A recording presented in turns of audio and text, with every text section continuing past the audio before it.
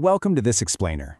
Today, we're going on a totally stylized cinematic journey straight into the microscopic depths of the human respiratory system. Seriously, we're going to witness the exact physical impact of a single breath of smoke. It's a really fascinating, visceral process, and I gotta say, seeing it visualized like this, it completely changes how you understand the mechanics of breathing. Let's just dive right in. Picture this moody external macro view. You've got a weary face captured in a super shallow depth of field. The lighting is incredibly dramatic, backlight casting these long shadows just to make every single particle visible. The person takes a deliberate drag, and as they inhale, the cigarette's cherry glows this intense fiery orange. A thick, swirling plume of blue-gray smoke is drawn right in with a sharp, rasping breath. It looks incredibly cinematic from the outside, right? But here's the thing. The outward cinematic act is clear, but the real question we have to explore today is, what happens the very second that toxic cloud disappears into the mouth and nose? We're going to plunge past the lips, travel down the throat, and find out exactly what goes on inside the body once that smoke clears the lips. Okay, so let's quickly map out our anatomical descent. First, we plunge straight down the windpipe, which is the trachea. Then, we move into the branching tubes of the bronchioles. And finally, step 3, we arrive at the microscopic air sacs called the alveoli. So that's our roadmap for this journey. Now imagine we cut instantly to a 3D fly-through, racing down a fleshy, vibrant trachea. Normally, the air passing through here is perfectly clear. But boom, that clear pathway is instantly overwhelmed. Because, you see, this isn't just smoke. It's actually a dense, intrusive mixture of over 7,000 distinct chemicals, forming a totally noxious, choking cloud. 7,000! And out of that massive cloud rushing through your windpipe, at least 69 of those chemicals are known carcinogens. We're talking powerful cancer-causing agents. And of course, they don't travel alone. They're carrying a heavy payload of nicotine, carbon monoxide, and this thick, clinging tar. That's the real toxic cocktail hiding inside that cinematic plume of blue-gray smoke.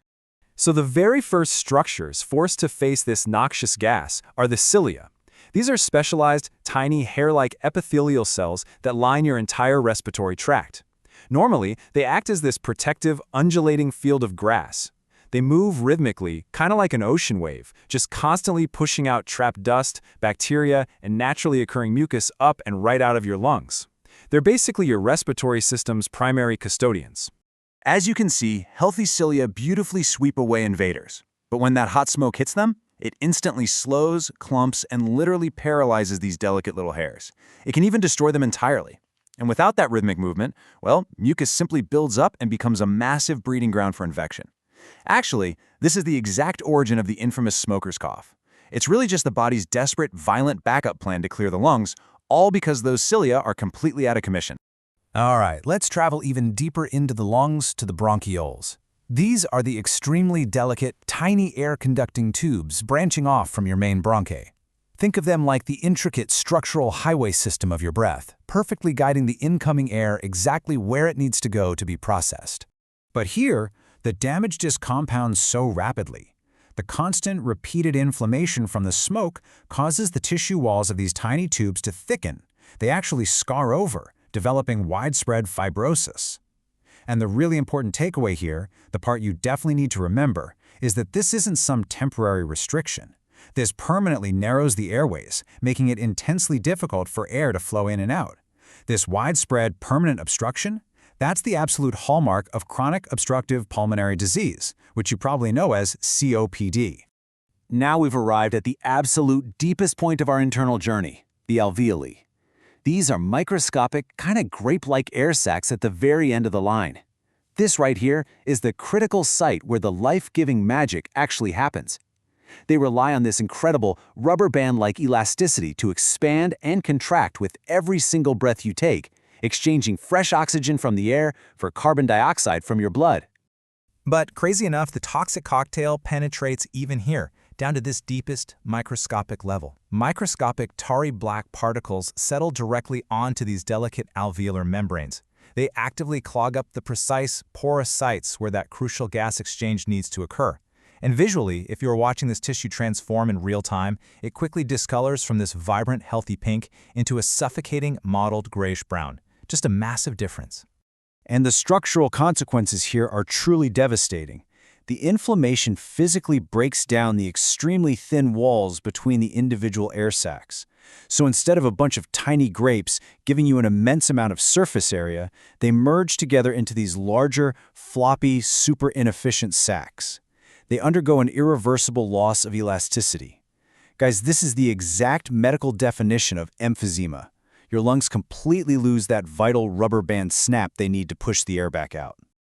Okay, let's quickly summarize the clinical reality of this entire descent. Just look at these cascading effects. Paralyzed and destroyed cilia? That leads to severe mucus buildup and a huge risk of infections like pneumonia. Moving down, the scarred and thickened bronchioles permanently obstruct airflow, which triggers COPD.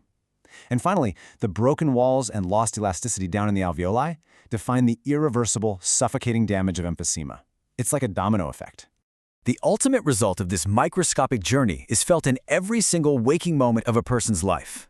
Because those damaged emphysemic lungs can no longer spring back to exhale fully, stale air actually becomes trapped inside the damaged sacs, and that dramatically reduces the amount of fresh oxygen reaching the blood. So your heart is forced to race harder, pumping furiously just to compensate, leaving the person with this horrifying, persistent, starved-for-air feeling. It's absolutely terrifying. It really forces us to step back and think, doesn't it? Every single breath keeps us alive. It's an automatic, life-sustaining rhythm we almost never notice. But when we actually visualize the immediate, microscopic damage happening to the very structures sustaining us, we have to seriously ponder the true fragility of our own unseen internal kingdom. So, what are you inviting inside? Thanks so much for joining me on this explainer today, and keep exploring the fascinating structures hiding just beneath the surface. Catch you next time.